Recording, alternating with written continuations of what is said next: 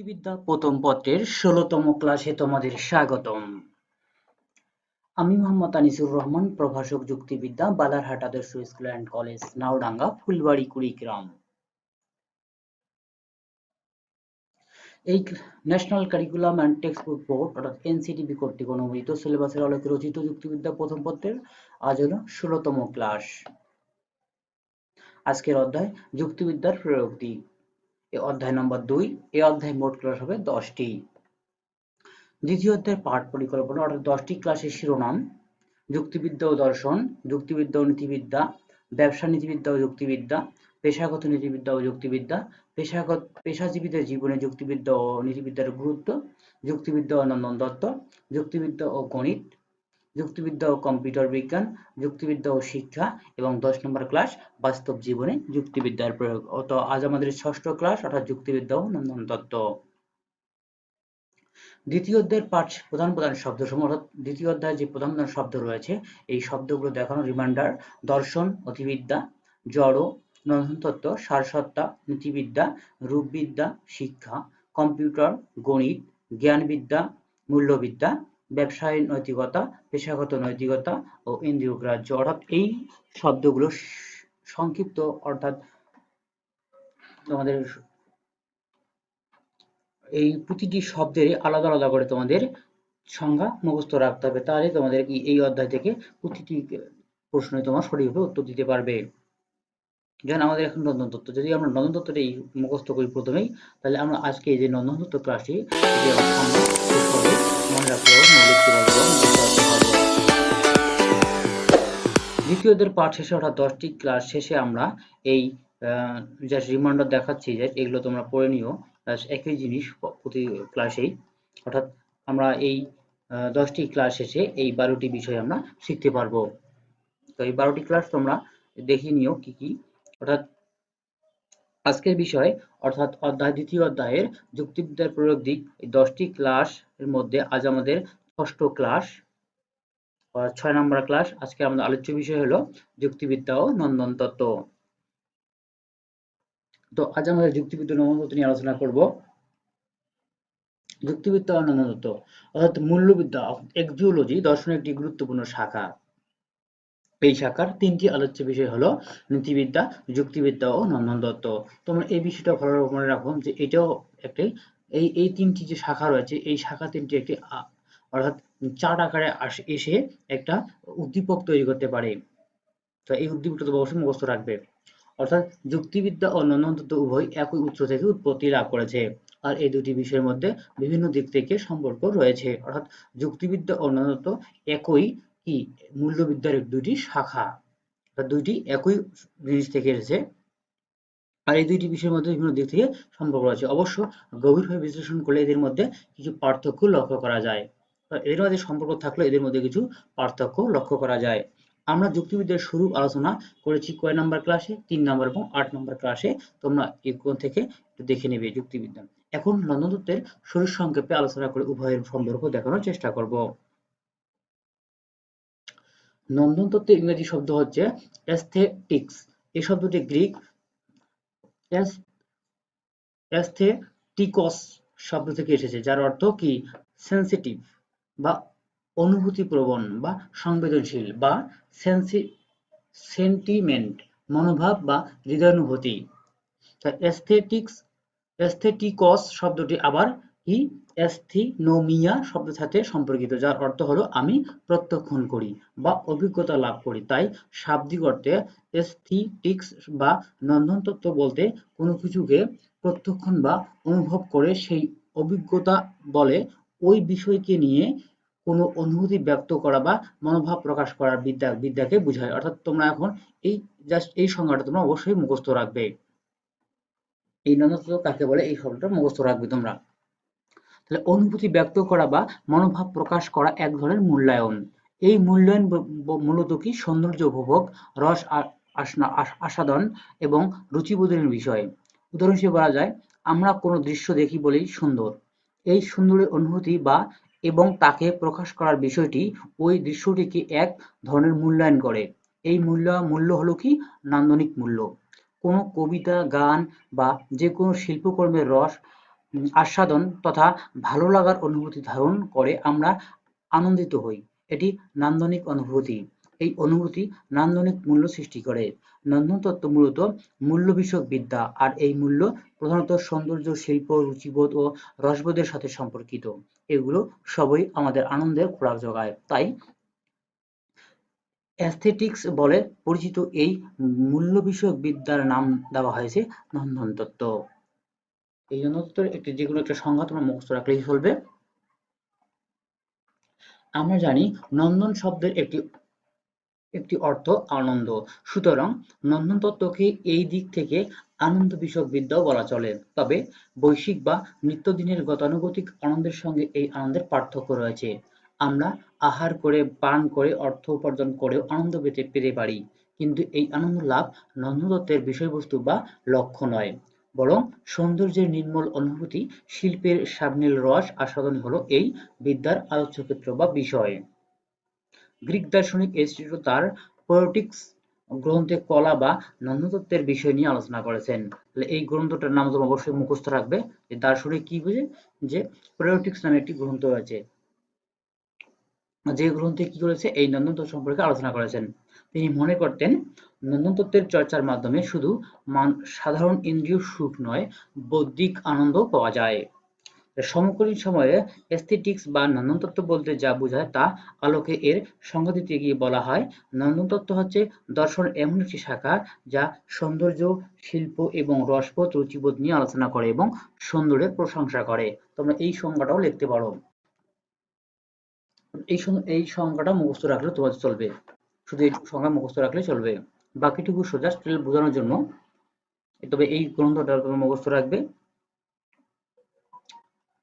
যুক্তিবিদ্যা ও নন্দনতত্ত্বের সাদৃশ্য, অর্থাৎ আমরা যে এখানে সংজ্ঞাগুলো পড়লাম বা দর্শন যুক্তিবিদ্যার সংজ্ঞা রয়েছে, এই সংজ্ঞা থেকে এই যুক্তিবিদ্যা ও নন্দনতত্ত্বের কিছু সাদৃশ্য রয়েছে। এই সাদৃশ্যগুলো কি কি? স্বাভাবিকভাবে মনে হয় যুক্তিবিদ্যা ও নন্দনতত্ত্ব দুটি ভিন্ন বিষয়, কিন্তু গভীরভাবে বিচার করলে দেখা যায় দুটি বিষয়ের যৌক্তিক ও নান্দনিক দিকের মধ্যে সম্পর্ক রয়েছে। তাছাড়া উভয়ের উৎপত্তিস্থল একই, তাই যুক্তিবিদ্যা ও নন্দনতত্ত্ব বিভিন্ন দিক থেকে সম্পর্কিত। যুক্তিবিদ্যা ও নন্দনতত্ত্বের মধ্যে যে সাদৃশ্য বা মিল লক্ষ্য করা যায় তা কিছু দিক নিচে সংক্ষেপে আলোচনা করা হলো। ১ নম্বর কি? যুক্তিবিদ্যা ও নন্দনতত্ত্ব উভয়ই দর্শনের অন্তর্ভুক্ত বিষয়। দর্শনের মূল্যবিদ্যা নামক শাখার ৩টি উপশাখা হলো যুক্তিবিদ্যা, নন্দনতত্ত্ব এবং নীতিবিদ্যা। তাই যুক্তিবিদ্যা ও নন্দনতত্ত্ব একই উৎস থেকে আগত। ২ নম্বর কি? মূল্যবিদ্যার উপশাখা হিসেবে যুক্তিবিদ্যা ও নন্দনতত্ত্ব উভয়ই তার বিষয়বস্তুকে মূল্যায়নধর্মী পদ্ধতিতে আলোচনা করে থাকে। যুক্তিবিদ্যা আদর্শনিষ্ঠ বিজ্ঞান হিসাবে মানদণ্ডের ভিত্তিতে বিষয়বস্তুর মূল্যায়ন করে। আবার নন্দনতত্ত্ব আদর্শনিষ্ঠ বিজ্ঞান, তাই প্রকৃতিগত দিক থেকে উভয়ই আদর্শনিষ্ঠ বিজ্ঞান। এক কথায় যুক্তিবিদ্যা আর মূল্যবোধ উভয়ই আদর্শনিষ্ঠ বিজ্ঞান। এতটুকু লেখা না লিখলেও এটুকু লিখলে হবে যে যুক্তিবিদ্যা ও মূল্যবোধ দুইটি আদর্শনিষ্ঠ বিজ্ঞান। ৩ নম্বর কি? যুক্তিবিদ্যা ও নন্দনতত্ত্ব উভয়ই মানুষের বৈশ্বিক প্রয়োজনের ঊর্ধ্বে উচ্চতর মূল্য খুঁজে পাওয়ার প্রত্যাশী। এই মূল্য অর্থনৈতিক মূল্য থেকে আলাদা প্রকৃতির, কেননা এই মূল্যকে সাধারণ অর্থমূল্য দ্বারা বিচার করা যায় না। মানুষের সুখ শান্তি তো আমরা অনেকেই বলি যে সুখ কি শান্তি কি টাকা দিয়ে কিনতে পাওয়া যায় না। তাই এটা বলা হয়েছে এখানে যে অর্থনৈতিক মূল্য থেকে এটা আলাদা প্রকৃতির। এই মূল্য সাধারণ মূল্য দ্বারা বিচার করা যায় না। অর্থমূল্য দ্বারা বিচার করা যায় না। ৩ ৪ নম্বর হলো কি? যুক্তিবিদ্যা ও নন্দনতত্ত্ব উভয়ই বিদ্যার সাথে মানব প্রকৃতির অপরিহার্য সম্পর্ক বিদ্যমান। তাহলে যুক্তিবিদ্যা নন্দনতত্ত্ব কি? উভয়ই মানব প্রকৃতির অপরিহার্য সম্পর্ক বিদ্যমান। বুদ্ধিবৃত্তির জীব হওয়ার কারণে মানুষ অপরিহার্যভাবে যুক্তিপ্রবণ। অন্যদিকে আবেগ অনুভূতি সম্পন্ন জীব হিসেবে মানুষ নান্দনিক দৃষ্টিভঙ্গিও ধারক। অর্থাৎ মানুষের মধ্যে যুক্তির প্রবণতা ও সৌন্দর্যবোধ উভয়ই বিদ্যমান রয়েছে। তা মানুষ যেমন, অর্থাৎ এই মূল্যবোধের কারণে মানুষ যেমন যুক্তি প্রবণতা, অর্থাৎ এখানে যুক্তিবিদ্যার সাথে সম্পর্কিত, এবং ওই মানুষ আবার কি সৌন্দর্যবোধ প্রিয় হয়ে থাকে। তাই এই যুক্তি প্রবণতা এবং সৌন্দর্যবোধ উভয়ই বিদ্যমান রয়েছে। ৫ নম্বর হলো কি? যুক্তিবিদ্যা ও নন্দনতত্ত্ব উভয়ের সাথে ভাষার বিশ্লেষণ বা ভাষা মূল্যায়নের একটি সম্পর্ক রয়েছে। যুক্তিবিদ্যা ভাষায় প্রকাশিত যুক্তির বৈধতা বিচার করে। এক্ষেত্রে ভাষার অন্তর্গত বাক্য, বাক্যের অন্তর্গত পদ নিয়ে আলোচনা করতে হয়। অন্যদিকে কি? নন্দনতত্ত্ব যখন কথাসাহিত্যিক বিষয়ক শিলের মূল্যায়ন করে, তখন এই বিদ্যা ভাষার শৈল্পিক শৈল্পিক মান যাচাইয়ের জন্য ভাষার বিশ্লেষণ করে থাকে।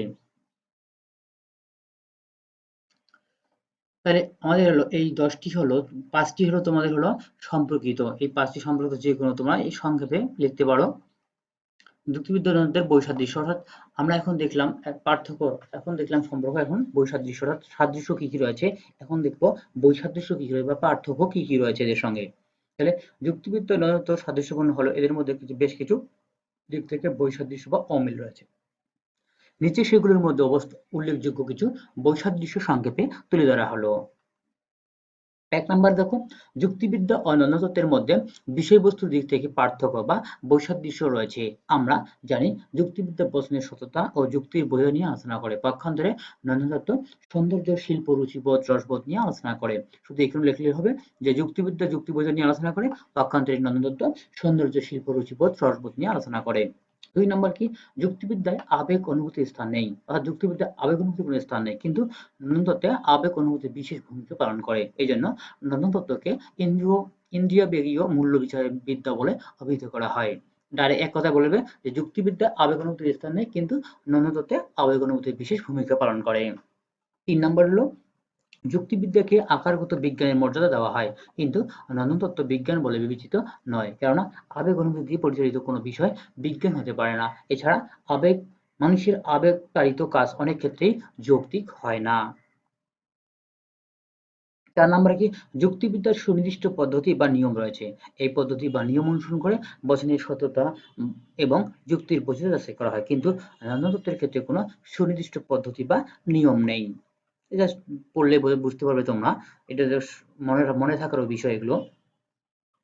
৫ নম্বর হলো কি, যুক্তি প্রক্রিয়া এক ধরনের বৌদ্ধিক ক্রিয়া, এ কারণে যুক্তিবিদ্যা মূলত বুদ্ধি নির্ভর। পক্ষান্তরে তত্ত্ব অভিজ্ঞতামূলক বা অনুসন্ধান ও ইন্দ্রিয়বেগীয় বিদ্যা। ৬ নম্বরে কি, যুক্তিবিদ্যায় কোনো বিষয়ের প্রশংসা করা হয় না, কেবল যুক্তির বৈধতা সংশ্লিষ্ট নিয়ম অনুযায়ী বাছাই করা হয়। অন্যদিকে তত্ত্ব কোনো বস্তু, ব্যক্তি বা বিষয়ের প্রশংসা করে থাকে, তাই একে প্রশংসামূলক বিদ্যা বলে অভিহিত করা হয়। ৭ নম্বর দেখো, যুক্তিবিদ্যার গবেষণা সুশৃঙ্খলভাবে বিভিন্ন নিয়মের মাধ্যমে পরিচালিত হয়।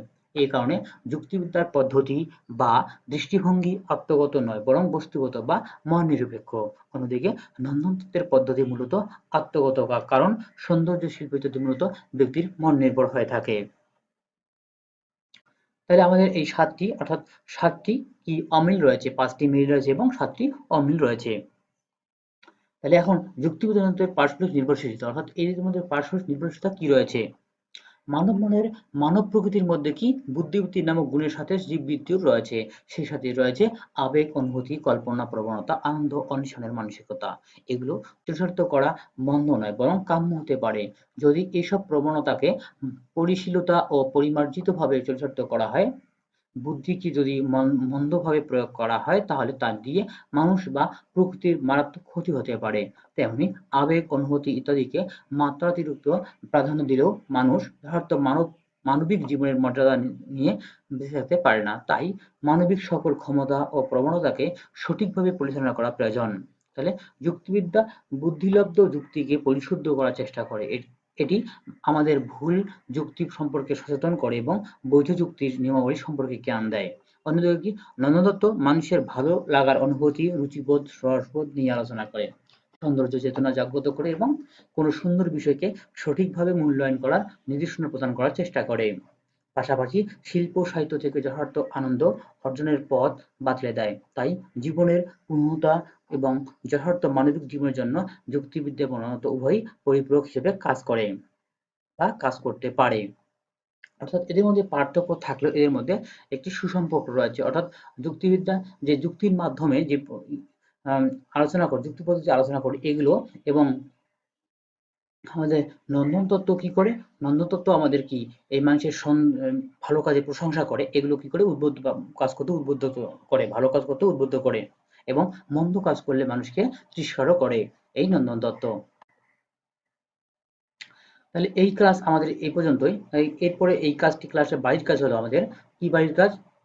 যুক্তিবিদ্যা ও নন্যতার মধ্যে পার্থক্য দেখাও। অর্থাৎ যুক্তিবিদ্যা ও নন্যতার মধ্যে পার্থক্য দেখাতে গেলে তোমাদেরকে কি করতে হবে, এখানে যুক্তিবিদ্যার সংজ্ঞা দিতে হবে এবং নন্যতার সংজ্ঞা দিতে হবে। তারপরে পার্থক্য বা দুই একটা করে দিলেই হবে। যে পার্থক্যগুলো বা যে মিলগুলো তোমার স্মরণ থাকবে খুব সহজেই, সেগুলোই তোমরা মুখস্থ রাখবে। ক্লাস এই পর্যন্ত সমাপ্ত। খোদা হাফেজ।